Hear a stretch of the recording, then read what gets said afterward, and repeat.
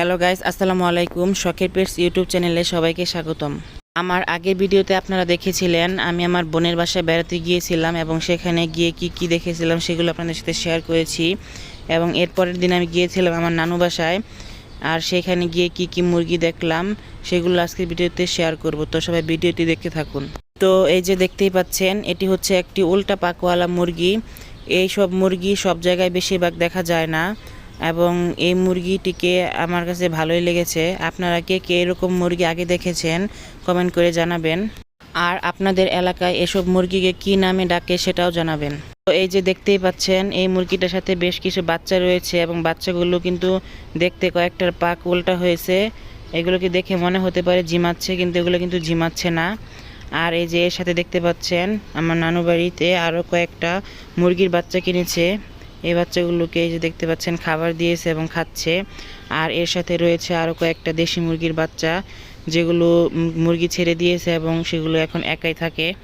এর পাশাপাশি এই যে দেখতে পাচ্ছেন আরও একটি মুরগির সাথে বাচ্চা ফুটেছে এবং বাচ্চাগুলো দেখতে সবগুলাই প্রায় সাদা।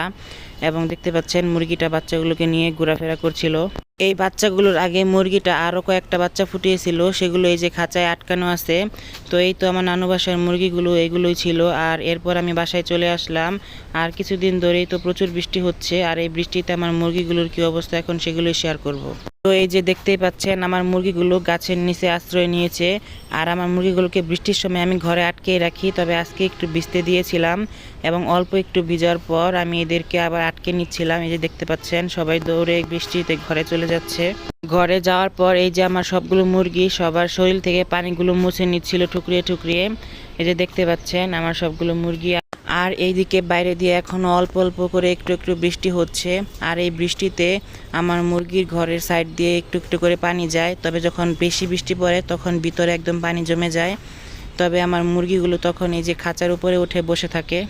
তো এই যে বৃষ্টি একটু কমে যাওয়ার পর আমার মুরগিগুলোকে আবার সবগুলোকে বাইরে বের করে দেই এবং সবাই নিজে নিজে আবার ঘোরাফেরা করছিল এবং বাইরে আবার খাওয়া দাওয়ার জন্য চলে যাচ্ছিল। তো এই বৃষ্টিতে আপনাদের মুরগির কার কার কী অবস্থা সবাই কমেন্ট করে জানাবেন।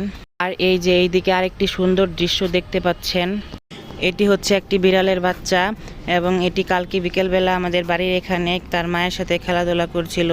দেখতে পাচ্ছেন বিড়াল বাচ্চাটি কত সুন্দর করে তার মায়ের সাথে ঘোরাফেরা করছে এবং এই বিড়ালটি আমাদের বাড়ির আশেপাশেই থাকে।